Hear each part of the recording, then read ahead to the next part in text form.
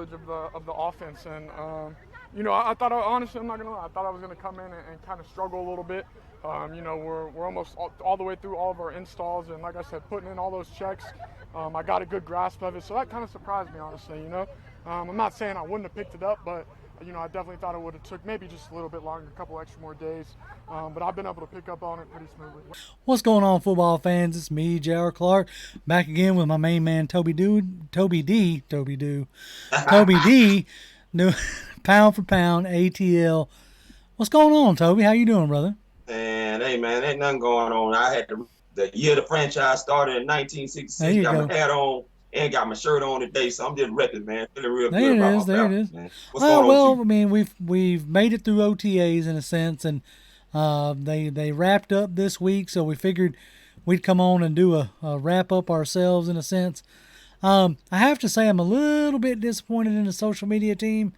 I don't know if it was by design or not, but it didn't seem to be a lot of videos coming out on what the team was doing. Now, they did do some good jobs on some write ups.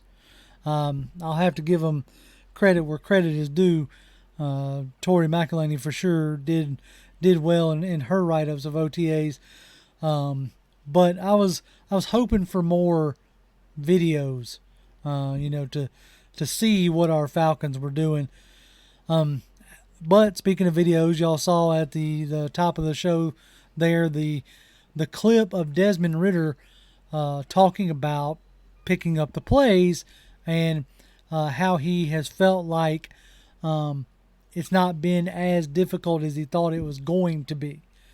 So he was kind of surprised by that.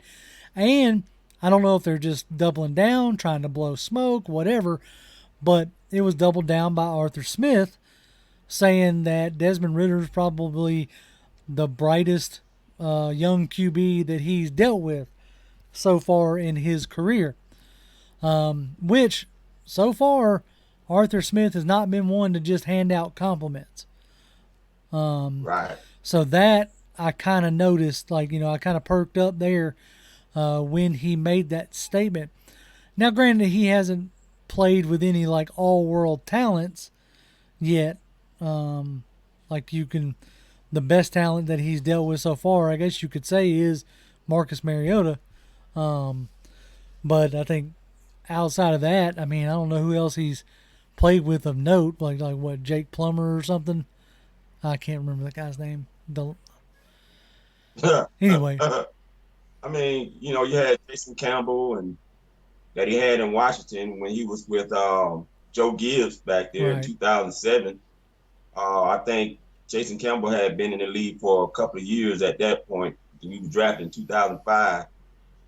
I'm not sure who else he worked with, but to me, it's not really a serious, extensive list unless he's talking Maybe about Jake I think Locker or Jake something. Locker. Jake Locker I think that's Jake smart. Locker was the name I was Uh, thinking of.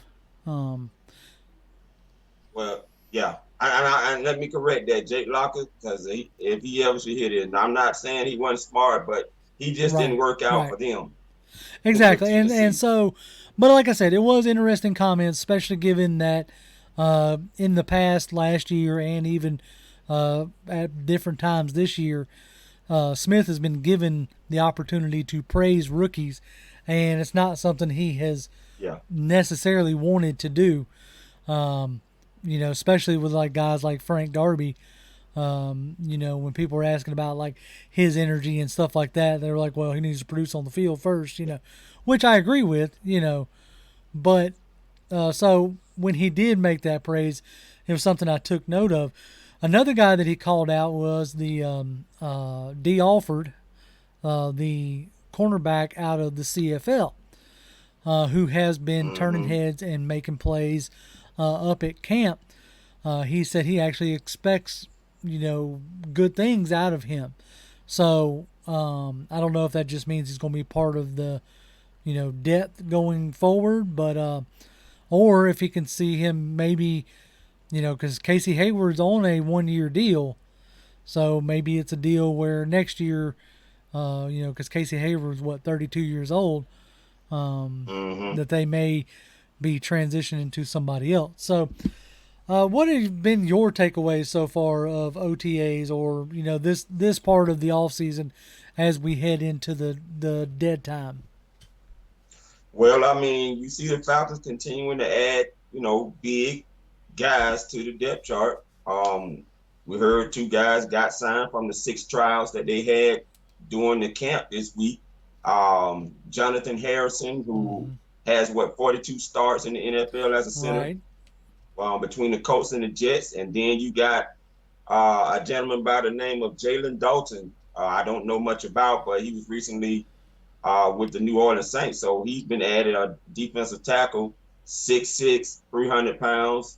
So they did add those guys, and Jeremy McNichols didn't last all about. Yeah, that was kind of interesting to me that with the running back room, the way it was structured, CP hadn't been there, and maybe that's the reason why they brought McNichols in, was Yeah, to like have more of that like pass catching back come out of the, because that's been like McNichols' calling card so far, has been more of that third down. That's what he did for him in Tennessee, was right. catching passes out of the backfield. But it was already like that was going to be a tough spot to carve out with Damian Williams on roster, especially with his previous experience with Michael Petrie, the Right. running backs coach. So it could have just easily come down to, well, we already got Damian Williams, and him and McNichols can bring about the same kind of thing. So they just Yeah. went with Damian Williams so far. Now that's not going to say that they can't bring McNichols back, come training camp, but I was interested to see that he got cut as quickly as he did. Austin Tamil, the wide receiver, who was like in play last year for the punt Yeah. return duties, he also was the other one that got cut to make room for the defensive and offensive linemen that they added today. How go ahead. Yeah. No, no. I was Oh, going to go ahead. transition to something else, but if you got something else to add, please do. No, I was going to say, unfortunately for him, so many wide receivers have been added to this roster, and him being an undrafted free agent last year, he was shining pretty good early on in the OTAs, and then he got hurt, so he never could rebound from that, and unfortunately, that results into his getting cut Right. this year because of the now heavy, what looked thin earlier on wide receiver room. You know, he was just too low in the Right. depth chart. And speaking of that wide receiver room, there was an interesting comment that came out from Tori McElhaney in a tweet that she had, who she was actually nice enough to respond back to me when I quote tweeted her. But she made a comment that Alameda Zacchaeus was like, she at this point in time had considered him a lock for the 53 man. And that part I think Hmm. kind of caught a lot of Falcons fans like off guard a little bit, because for the most part, like, Zacchaeus has been an afterthought, in the offense. Definitely like wide receiver 4 or 5 territory.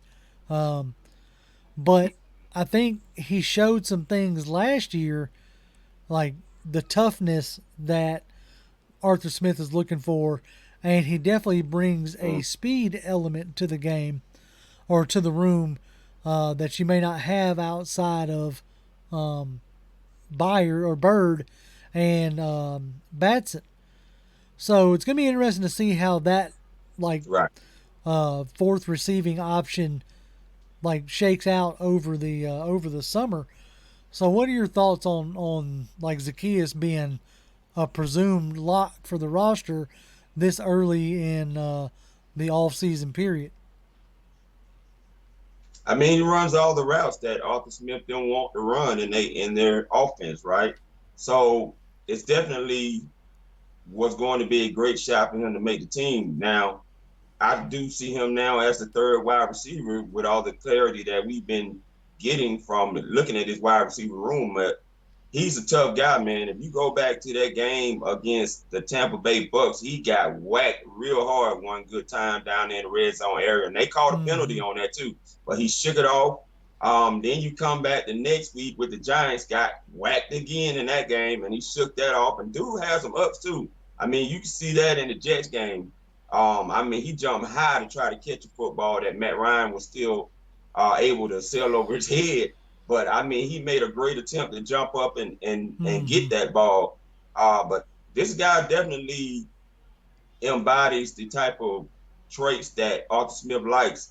For him to be as small as he is, he's tough, man. He's a tough guy and very good at those deep corner routes, which Right. we run a lot of last year. That deep post, you saw the 49ers that he ran, and he can do them slants, all of that stuff. So he can run just about everything you Right, want him and to do. I think that some people were commenting that, oh well, he's a lock because of the salary they gave him, because of the tender that they put on him. Dude, that's only about $2 million. That's with where they're sitting at right now. The fact that they know that they're going into next season with close to if not over $100 million in cap space, they ain't worried about that. That $2 million, $3 million ain't what's going to hold him on the roster.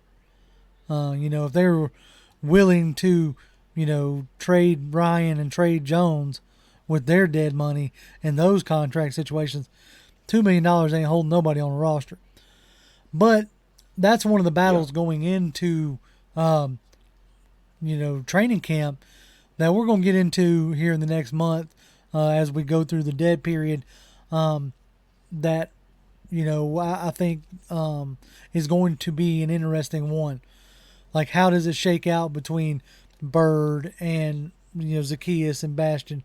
Like, who does like rise to the top on that?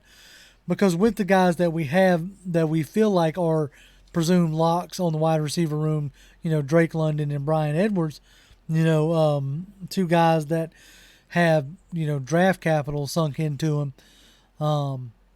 Some future, some this year. Those guys are obviously locks. So like, but neither one of those guys are like burner guys, or that slot, shit they can play from the slot, but that's that more power slot, not that shifty slot. So it'll be interesting yeah, to see like who comes in and like does those like jet sweep motions and stuff like that we're going to talk about. Speaking of diving in deeper, we appreciate all y'all's like support on that Mariota video that me and Toby did. Y'all may have noticed that it was still images instead of videos. Well, apparently they're getting like clamping down on the copyright stuff. So until we figure out a way to get permission or what have you, may not be much of videos. But we are next week going to be releasing a video, the same type of video, but on Desmond Ridder, and figuring out like yeah, what plays suit him the best. If he ends up being the starter, what can we like reasonably expect out of him? And yeah, it may not be as rosy or as doom and gloom. Y'all may be surprised where we land, is what I'm kind of getting at. Is yeah. there going into this dead season out or dead period outside of the offensive linemen? Is there any other areas that have like concern for you that you'd like to see him add to? Well, of course, that center position, and you did hear that is an early battle that has started, but that battle Yeah. actually started last year because you saw them switching out Drew Dalman and um, Hennessy throughout the season, and you saw Hennessy kind of probably look like he got a little frustrated with that because they were taking him out of the game sometime. But that battle now continues.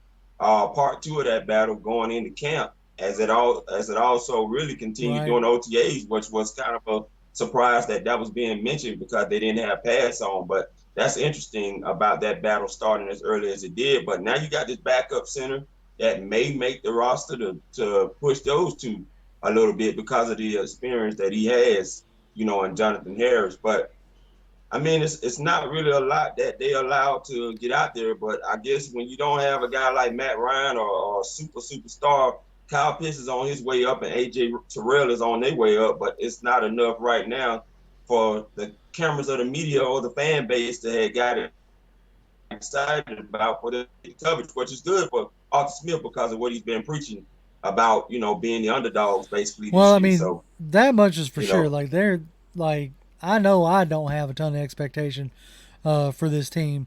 Neither does none of the national media. So like they could easily get overlooked by opponents or what have you. But I also think the lack of star power at quarterback. You can say what you want to say about the potential resurrection of Mariota. That would be an interesting story if it starts to happen. But neither Mariota nor Desmond Ritter right now are pushing any kind of needle. Um, you know, yeah, so now if they get into camp and definitely preseason, if they start lighting it up, maybe we might get some more attention. But the national media didn't want to show Atlanta much attention to begin with when you had guys right. with the star power of Roddy White and Julio Jones and Jonathan Abraham and Matt, Yeah, Tony Tony Gonzalez and Matt Gonzalez. Ryan. They didn't want to show us love then. We definitely ain't got nothing right now that would be considered flashy and newsworthy. I think we only have one primetime game this year, and that's the one that like we have to have. Well, I think there's two Right. because there's Monday Night Football. Every team has to play Monday Night Football, and I think every team plays Thursday Night Football. So, those are basically your only two primetime games this year. So, which is it's not surprising given the roster. Me myself, I'm really interested to see how this running back room shakes out because that's the uh, Yeah. that's the position group that I tend to gravitate towards, like running backs and like defensive ends. Hmm. I'm curious to see how that's going to end up shaking out. Um, you had the article from Ted Monachino talking about wanting Ebiketie to study T.J. Watt film, and um, Malone. I can't remember who you had Malone. Do you remember who he said he had wanted Malone watching? Because I don't. I think who was that? He wanted him to look at. Man, it just don't slip Yeah, my mind on who that guy was. I did. But No, I can't remember it's his all name good. right I now. just do remember T.J. Watt being an interesting like comparison, not comparison, but that's who the coaching staff wanted Ebiketie to be watching. So I thought that Oh yeah, I got it. Cameron Jordan. Cameron Jordan. Okay. That's who it was. Cameron Jordan from the Hmm. Saints. Yeah, Okay. that's who it So yeah, was. I mean those are interesting, and I'd be interested to see if Zoe Carter can continue his ascend from last year. There's a lot of question marks coming into this training camp. It should be fun, and I really Yeah. hope the social media does more than just drip feed like they did in OTAs. So Yeah.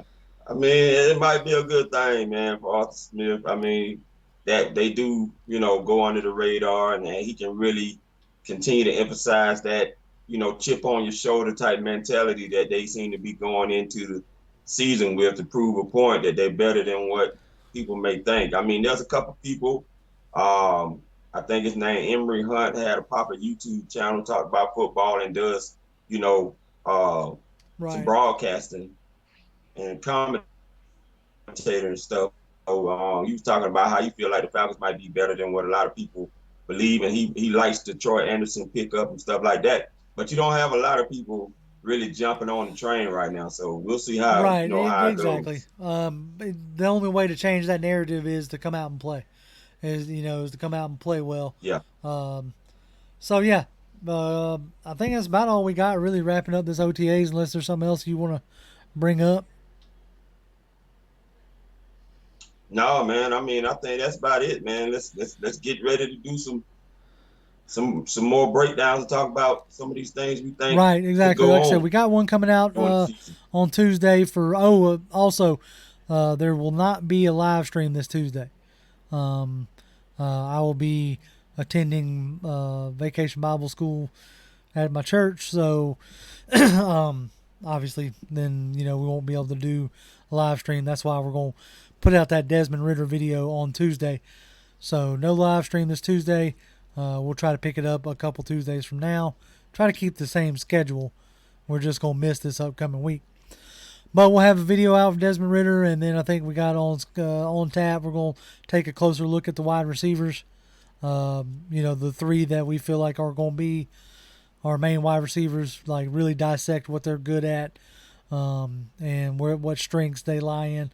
And then we'll see what goes on from there. And we'll obviously continuing to try to get guests and interesting people to interview, especially over this next month. But we appreciate y'all hanging with us. You can follow me on Twitter. I'm at Grimm1128, GRIMM1128. Toby? Toby D1991. And yeah, like I said, just keep an eye locked on the channel. If you want merch, it's in the links underneath. If you want to join the Patreon to see like behind the scenes kind of stuff, there's that for you as well. And yeah, as always, Falcons fans, rise up. Rise up.